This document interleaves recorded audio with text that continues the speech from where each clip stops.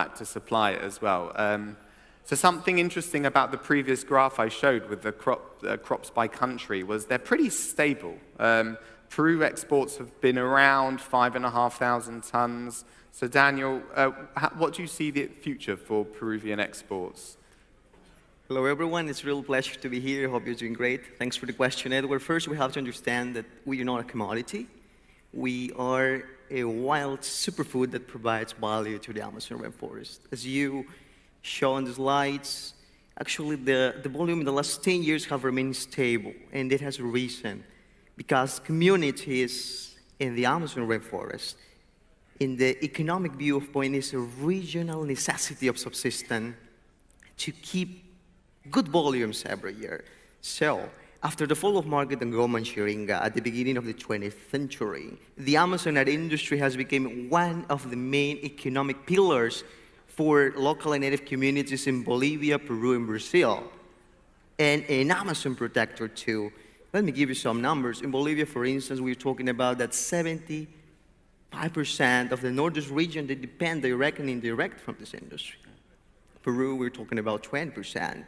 So, and the low international prices, we really understand your headaches. It's totally crazy. We understand the prices. The low international prices generate many risks. And one of them could lead to replacement of this treasure of the Amazon by another commodities. So, and leading to risk as well of 30.5 million hectares of rainforest, the lungs of the world. We have information that in Bolivia, for instance, there's a high pressure now to move forward to another economic business model. Why? Because it's not profitable an industry. So we talk about the problem now. Thank you.